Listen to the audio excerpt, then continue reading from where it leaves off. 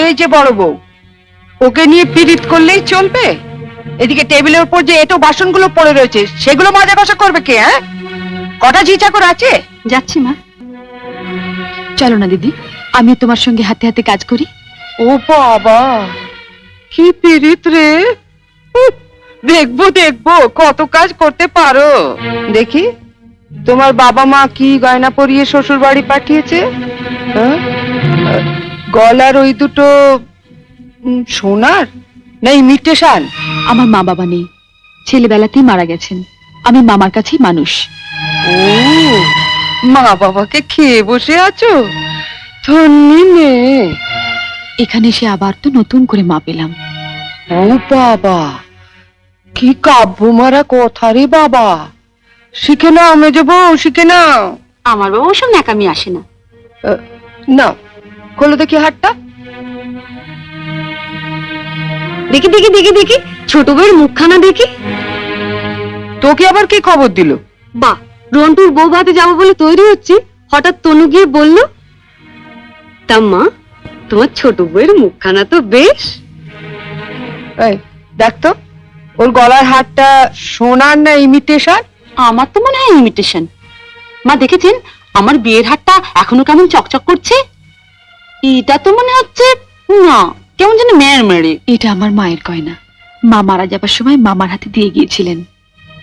এই সুটকেসে আরো আছে। দেখি দেখি দেখি, সরো সরো সরো না, বাপের বাড়ি থেকে কি আনলে দেখি।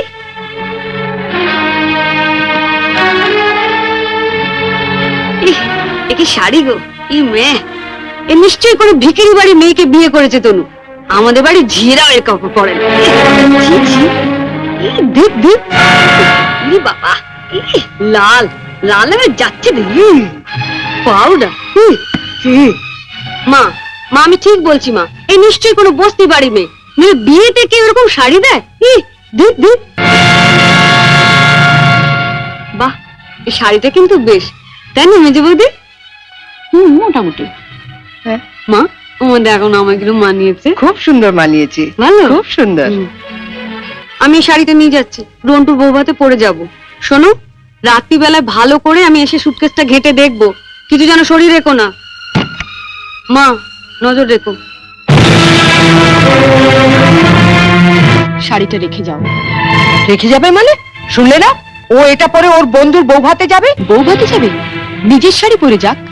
বড়লোক বাড়ি বউ ভিকিরি মেয়ের শাড়ি ধরে টানাটানি করছে কেন? ও মা, মেয়ের কি চোপা গো! আসতে না আসতে। আমি বলছি শাড়িটা ছাড়ো। না, আপনার মেয়ে না বলছিল আমার মামা যেসব শাড়ি দিয়েছে তা নাকি ওদের বাড়ি ঝিও পড়ে না? তামা, আপনি আপনার মেয়ের বিয়েতে এমন একটা শাড়িও দিতে পারেননি যেটা পরে রন্টুর বউ ভাতে যেতে পারে? আপনি তো দেখছি না আমার মামার চেয়ে বেশি বিকিরি। কি কি বললে তুমি আমার মাকে? বুকে খুব বাজলো না? ঠিক আমার বুকে এমনি করে বেজেছিল যখন তুমি আমার পিতৃতুল্য মামাকে বিক্রি বলেছিলে। চুপ কর ছোট। না, তুমি তো যত নষ্টের গোড়া। ও আসার সঙ্গে সঙ্গে 7 তাড়াতাড়ি কেন নিজের ঘরে নিয়ে এলে এবার বুঝতে পারছি। এর মধ্যে ওর কানে বিষ ঢেলে দিলে। দিদি কোথায় বিষ পাবে যে ঢালবে? আপনি আর আপনার মেয়ে তো বিষের জমিদারি নিয়ে রেখে দিয়েছেন।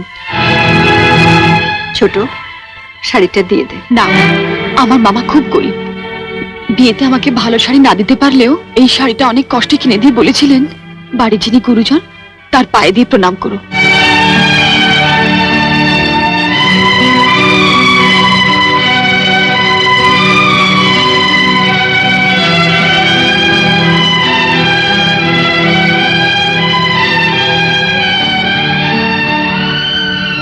এ কি করলি হতভাগী? মা থাকতে আমাকে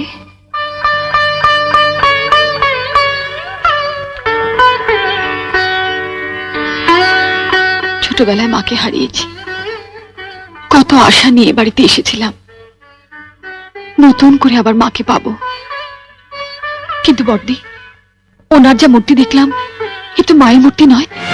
শাড়ি দিয়ে প্রণাম করলে আমার মরা মায়ের হাতটা কষ্ট পাবে। শুনলে মেজে বৌদি, শুনলে? যত বড় মুখ না তত বড় কথা। ঠিক আছে, রন্টুর বৌভাত থেকে আসে, তারপর তোমার হচ্ছে।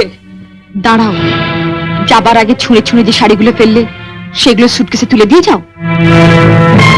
তুমি বড়লোক বাড়ির বউ, তোমার বাড়িতে 10-20টা ঝি থাকতে পারে, কিন্তু এই বাড়িতে তো ঝি নেই, তাই কাজটা তোমাকেই করে যেতে হবে। কি হলো, তোলো। ছেড়ে দে ছোট। তুমি চুপ কর বড়দি। রন্টুর বউ ভাতে যেতে গেলে কিন্তু এই কাজটা করে দিয়ে যেতে হবে ঠাকুরজি। আমার বাড়িতে? মা, কি ডাকাত মেয়ে রে বাবা। যাই, ওনাকে বলি গিয়ে যায়। তুমি কোথায় যাচ্ছ? শাড়িগুলো তোলো। মেজো বৌদি, ও বড় বৌদি, ছাড়, ছেড়ে দে ছোট, ছেড়ে দে, নইলে কিন্তু রন্টুর বউ ভাতে যেতে দেবো না। তোলো।